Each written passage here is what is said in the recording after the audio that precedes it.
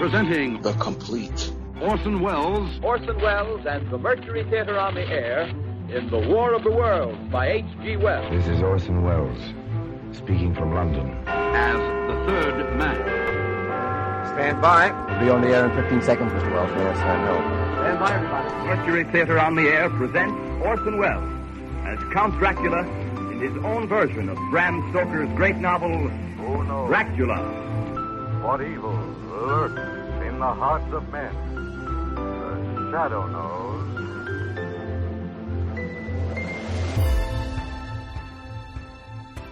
Hello world, welcome to The Complete Orson Welles, brought to you by Dwayne Old Time Radio. This podcast will feature various classic radio programs ranging mostly from 1936 to 1952 that Orson either produced and directed, was featured on, or starred as a guest. If you enjoy my podcast, you can subscribe to receive notifications of new posts. Subscribing is free and only takes a moment. New episodes are posted weekly. If inclined, please leave a rating and or review on your preferred podcast service. Thank you for your support. Hope you enjoyed the genius of Mr. Welles. This is from a series titled This Is My Best. This is the 31st episode. And this one is titled The Master of Ballantrae. And it stars Agnes Moorehead and Ray Collins. The story is written by Robert Louis Stevenson. And this one aired April 10th, 1945. Good evening. This is Orson Welles, inviting you to listen to Stevenson's Master of Ballantrae on Cresta Blanca's This Is My Best. This is My Best, America's greatest stars in the world's best stories. Presented each week by Schenley's Cresta Blanca wine. Wine of friendly nature. Pride of the vintner's art, symbol of hospitality, compliment to honored guest, a wine to serve proudly, saying, "This is my best. This is Cresta Blanca." C-R-E-S-T-A? B-L-A-N-C-A. Cresta Blanca. Cresta Blanca.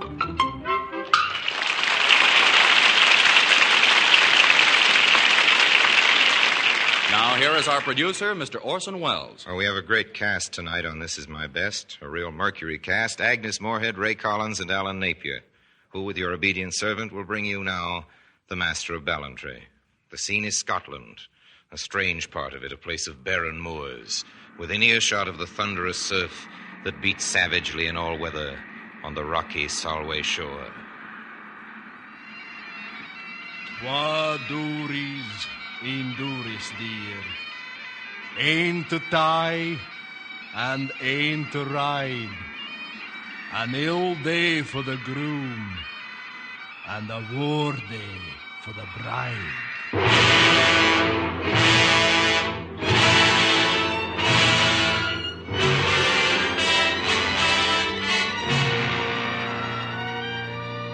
An ill day for the groom and a war day for the bride. I was the bride of my Lord of Doris dear, I, Alison Graham, and it fell to me to play a part in the fulfillment of that bitter prophecy.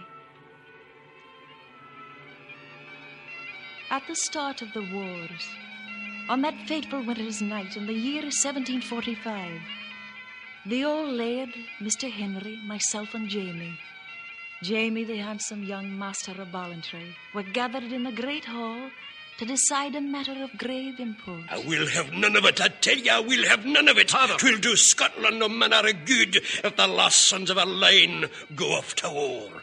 Mayhap to die in battle, and leaving no heirs to carry on the name of Doris. Let Henry bide at home, then. Nay, father, but dinna listen to him. He's no Doris dear with his fine continental manners. I am the direct heir of Doris dear.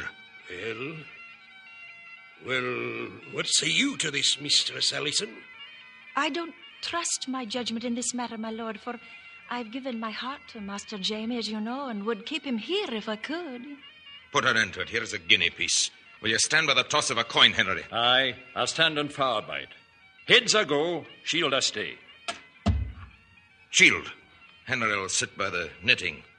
where he belongs. If you were not my elder brother and Miss Allison not present... Henry! Aye, Father. 'Tis a pity you're so anxious to be off to the wars, Jamie. I confess 'twill be a relief to get free of this dismal moor for a time. There is nothing here that would make you want to stay? Only you, my precious. But you'll keep.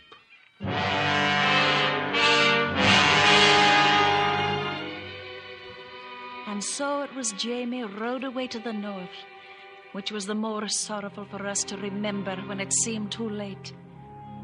For the rebellion was a lost cause from the start, and included in the news of the rebels' defeat was the news of the death of my intended husband, the Master of Ballantrae. As soon as the old lord received the news, he called Mr. Henry to his side. Henry, I still hae one son, and I'll do you this justice. It is the kinder of the two that is left. Thank you, Father. Henry, have you no tears to shed for the brother you betrayed? Betrayed, lass? He was betrayed by all of us. I, too, sent him off with a harsh word. Listen. Even in death, he stands between us. Henry. Jamie won't ever die. He's still the Master of Ballantrae.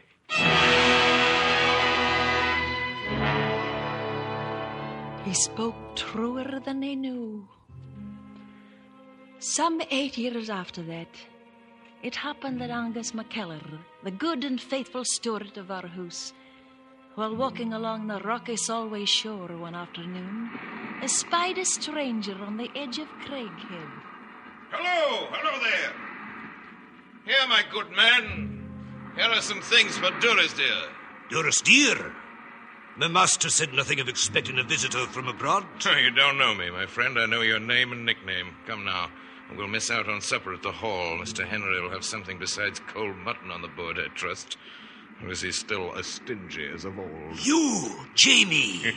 I didn't know you with your London speech. You're the master. Right, McKellar. The Master of Ballantrae. In the name of heaven, what brings you here? If the king's men learn of it, you'll surely be hanged, Master Jamie. It's the fate of all who fought with the rebels. I'll warrant my brother would not be sorry to see me hang if it were not for the disgrace it'd bring on the family. Oh, no, Master James. Your brother has been more than loyal to you. He has borne the disapproval of his father, the alienation of his wife, all on your account. It's no secret, I dare say, that if Miss Allison had known I were alive, she'd have never married Henry. Well, it's not for me to speak, my lord. But this I'm sure of. We can all rely on your discretion. Oh, have no fear of that, McKellar. I'll be very discreet.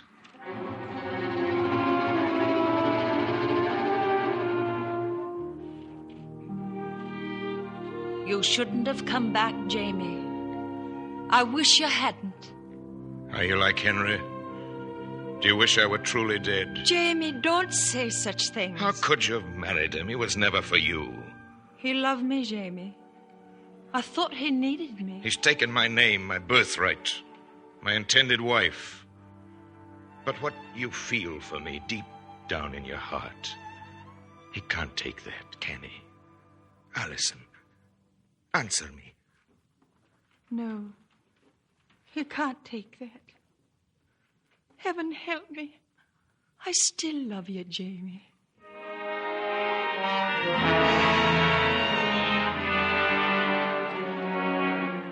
It fell dark and still and starless and exceeding cold, a night the most unseasonable, fit for strange events. I will leave their description to one who saw them at first hand. A full account is to be found in the private journal of our good steward, McKellar. January 27th, 1757. May God have mercy on this house. We hae set ourselves to pass the evening wi' a game of cards. The Master of Ballantrae, Mr. Henry and myself. 12 was already gone some time upon the clock, and the servants long ago in bed. Master Henry, it is yours to play. You know, it's a very strange thing how even in a game of cards you display your rusticity. You play Jacob like a bonnet lad or a sailor in a tavern. The same dullness, the same petty greed. Mr. Henry continued to look at his cards as though very maturely considering some play, but his mind was elsewhere. You know, my dear Henry, with all those solid qualities which I delight to recognize in you, I never knew a woman who did not prefer me. Nor, I think, who did not continue to prefer me. You coward. Mr. Henry laid down his cards. He rose to his feet very softly and seemed all the while like a person in deep thought. Then, with neither hurry nor any particular violence, he struck the master in the mouth. A blow? I would not take a blow from God Almighty. Gentlemen! You know what this means? Aye. It was the most deliberate act of my life. I must have blood. I must have blood for this. Please, God, it shall be yours. But there are swords on the wall there. Take them down, McCullough, and see that we play fair. I think it very needful. The steward here can bring a pair of candles. There is no breath of air. I took up the candlesticks and went before them, forth from the house. It was as he said. There was no breath stirring. A windless stricture of frost had boned the air, and as we went forth in the light of the candles, the blackness was like a roof over our heads. Ne'er a word was said. There was ne'er a sound but the creeping of our steps along the frozen path. Here is the place. Set down the candles. I did as he bid me, and presently the flames went up as steady as in a chamber in the midst of the frosted trees. And I beheld these two brothers take their places. The light is something in my eyes. I will give you every advantage, but I think you're about to die. Henry Dury, if you fall, I shift out of this country to where my money's before me. If I fall, where are you? My father, your wife, who's in love with me, as you very well know, your child who prefers me, how these will avenge me. Had you thought of that, dear Henry? He looked at his brother with a smile, then made a fencing-room salute. Never a word, said Mr. Henry, but saluted too, and their swords rang together. I am no judge of the play, but it seems that Mr. Henry took and kept the upper hand from the engagement. It is past doubt the master recognized himself as lost, and had some taste of the cold agony of fear, or he had ne'er attempted the foul stroke. He caught his brother's blade with his left hand, a practice not permitted. Mr. Henry only saved himself by leaping on one side. The master lunging, stumbled on his knee, and before he could move, the sword was through his body. He writhed a moment like a trodden worm, and then lay motionless. It was no hour for scruples. I ran back to the house and opened my lady's door without so much as a knock, and I passed boldly in. There is some calamity happened. Madam, if you cannot be very helpful, I must go elsewhere, for if no one helps me tonight, there's an end of the house of Durestier. It has come to a duel. In the name of mercy, McKellar, what's wrong? You're not fit to hear. Whatever it was, you shall say first it was your fault. Oh, can you not put me out of your thoughts? I think not once of you. I think of none but my poor, dear, unhappy master. What? What of my lord? Go to him now when he sits in the hall. Speak to him. It matters not what you say. Give him your hand and say, I know all. And if God gives you grace enough, say, forgive me. Oh, God strengthen you and make you merciful. I will go to my husband.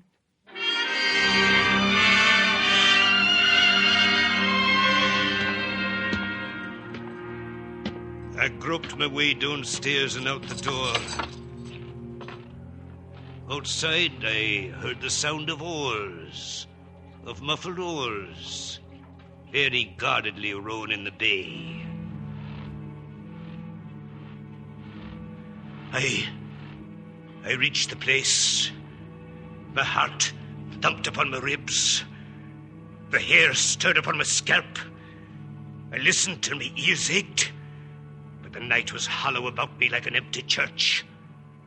There was the blood stain, and a little further off, Mr. Henry's sword. McKellar! It's gone. What? Why are you here? It's gone! What's gone? The Master of Ballantrae. The body has disappeared.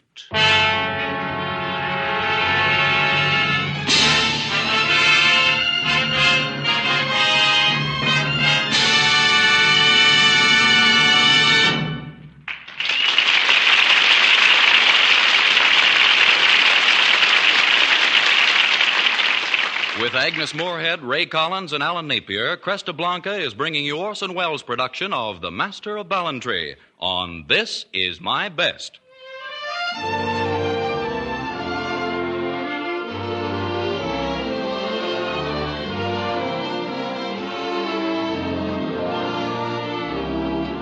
Great welcome makes a merry feast. The immortal Shakespeare said it, and how true it is. For haven't you noticed that in the house where everyone is made to feel welcome, a gracious hostess always adds some extra touch of hospitality to make the meal a feast? She serves a fine wine with dinner, a fine wine like Cresta Blanca California Sauterne. This golden wine seems to say to every guest, "Welcome. We're so glad you could come." Ah, but this excellent Sauterne does much more than add a gracious air of welcome to the occasion. Its delicious flavor always adds extra zest to the fine food you serve. It has a delicate aroma, a matchless character all its own. You will especially enjoy Cresta Blanca Sauterne when you serve it well chilled.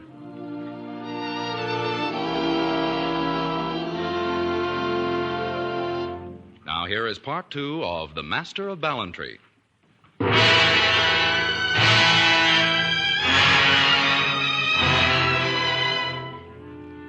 It was a cold, sunny morning with a thick white frost when next we heard of the Master of Ballantrae. The blackbird sang exceeding sweet and loud about the house of Doris Dear, and there was a noise of the sea in all the chambers. In the great hall the shutters were still closed, and in the chimney sat a man in cloak and boots. He did not look up till I was nearly upon him. So, it's you, my sweet. You've dared to come back to this house. Surprised to see me? Henry said we'd never see the last of you. No more, will you? I'm home to stay. What do you want this time? I'm weary of traveling, lass. Have you no welcome for me in your heart? All's changed here now, Jamie. Your father is no more, and Henry's Lord Doris Dear. I'm still the same, Alison. No, you're not the same, Jamie. You're getting an old man. If you could see yourself, you'd perhaps nae dwell on the topic, my lady. How does the world go with you? I have undone what I could of the injustice I've done to Henry. He has all my love now. So now he has that, too. And I'll not let him have the better of me, mark my words. This time there'll be no duel with swords. I grow old, as you justly remark, Alison. I play a slower, steadier hand.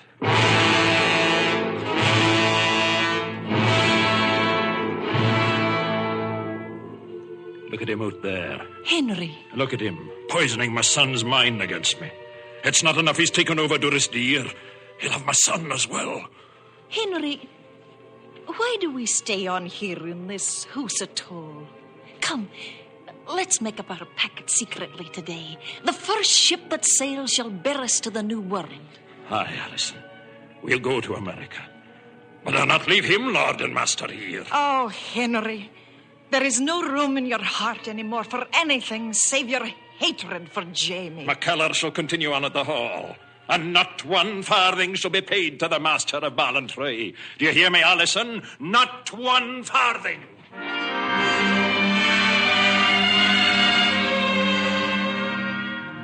Before dawn the next morning, we slipped out of the side postern into a night of darkness, scarce broken by a star or two. And so, at last, we were gone indeed. having looked our last on the kind roof of Durrisdeer, our faces toward the barbarous country of America.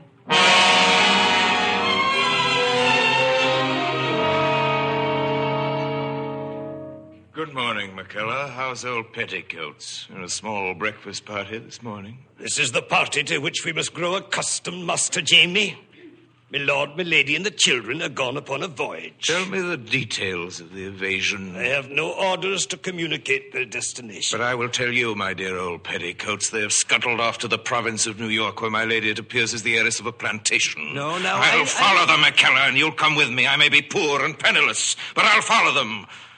And when I've run my quarry down, I'll drive a wedge into that family that shall once more burst it into shivers.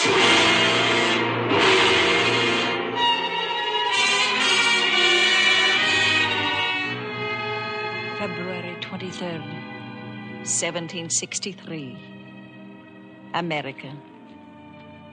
The public disgrace of Jamie's arrival here, all penniless, rankles in his bones. In a poor quarter of the town, above a wretched hovel, is hung a placard which reads, James Dury, formerly master of Ballantrae, clothes neatly clouted. And underneath this, when he has a job, my brother-in-law sits busily stitching. The sometime heir of a proud family, set up cross-legged in public for a reproach upon his brother's meanness. My good man, have you no finished mending my breeches yet? Have a heart, Henry. Have a heart. Don't take your custom elsewhere. I need it, I'll be frank with you. I've not eaten these 3 days. This is no pose any longer. I really need your custom. Henry, this is no manner of behavior to flaunt your hatred thus. Allison. So you still have a heart? Not for you, Jamie. It's Henry I'm thinking of. It's not good for him. What's not good for me, my dear? Hatred? I grow fat upon it.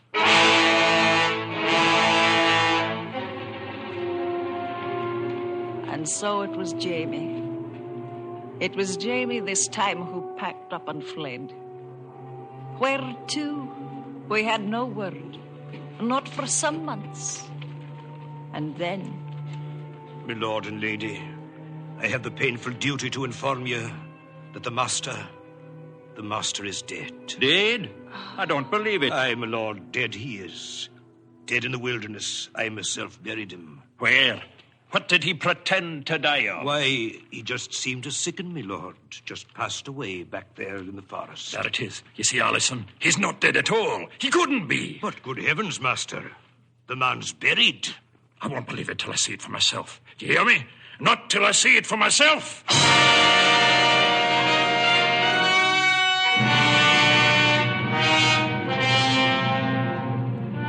Deep in the wilderness, my poor, distracted husband came upon his brother's grave.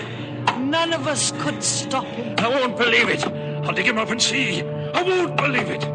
He's been dead before and come back to torture us alive again. I won't believe it till I see.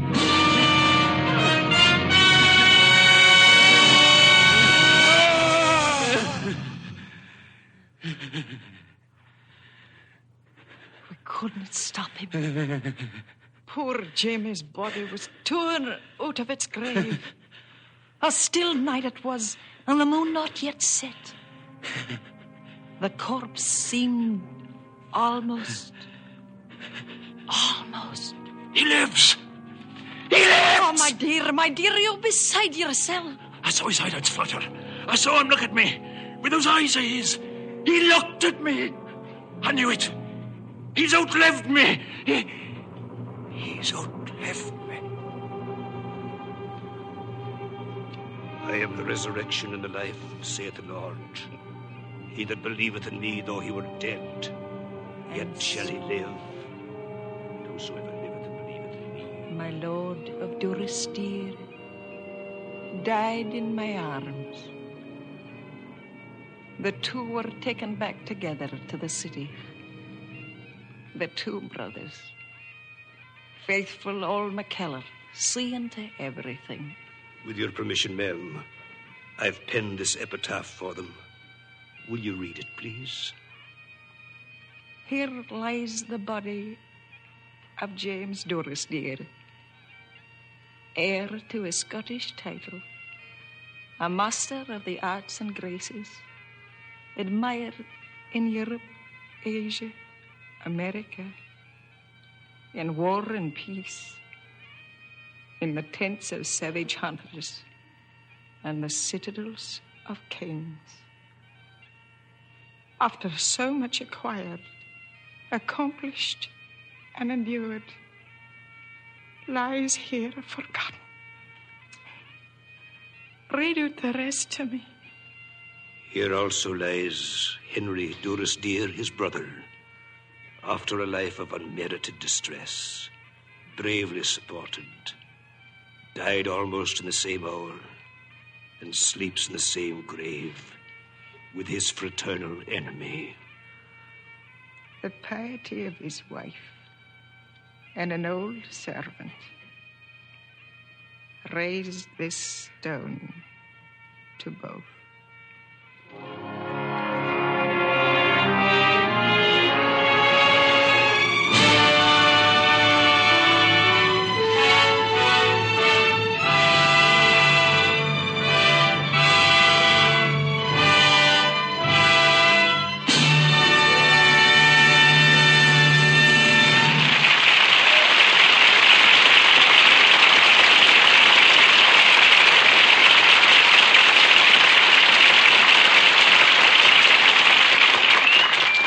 Shenley's Cresta Blanca wine joins the audience here in Hollywood in applauding Agnes Moorehead, Ray Collins, and Alan Napier on tonight's play in This Is My Best. In a few moments, Mr. Wells will be back to tell you about next week.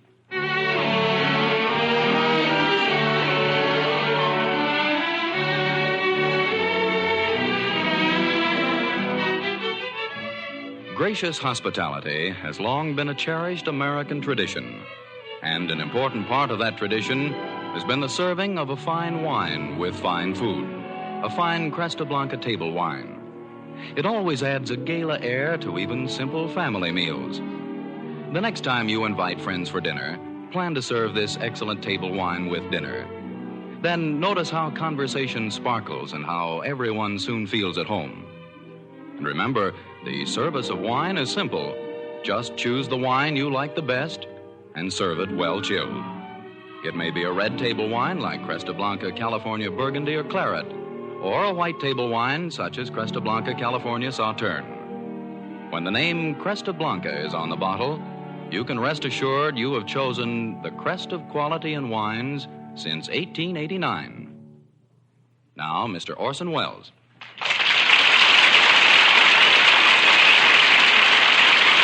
Thank you. Thank you very much. Before I tell you about next week's show, here's an important announcement. This month, we're all being asked to contribute to the United National Clothing Collection Drive. So search your attics, trunks, closets, cellars, and other storage places for garments to send to the millions of men, women, and children in war-devastated areas.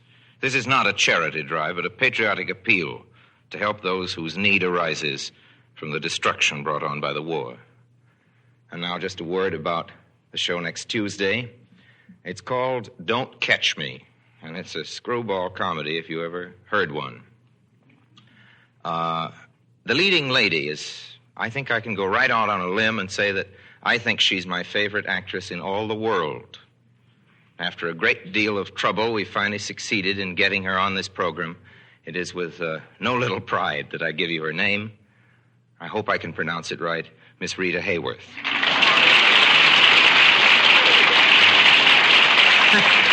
So, please do join us next week and hear Rita and your obedient servant, and believe me, our obedient servant, in what I think you'll enjoy, a pretty cute show. Please be our guests until then. Until next Tuesday, I remain, as always, obediently yours.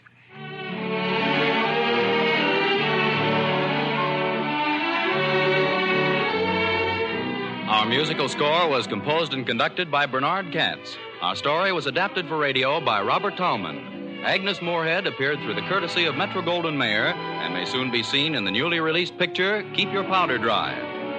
Don't forget, next week, Orson Welles and Rita Hayworth will star in a radio adaptation of Don't Catch Me by Richard Powell.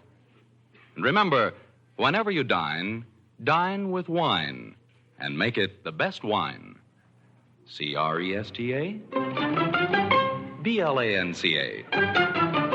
Cresta? Blanca? Cresta Blanca. Cresta Blanca.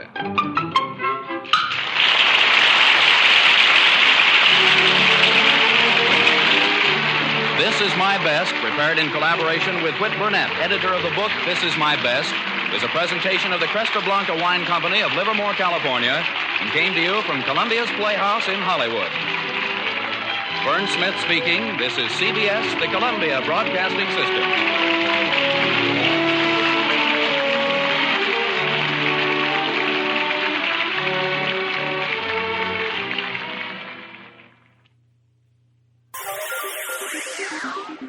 Thank you for listening to and showing your support for my podcast. If you would like to receive notifications of when new episodes are posted, please subscribe to my channel. Subscriptions are 100% free, and they really help me get an idea of how I'm doing.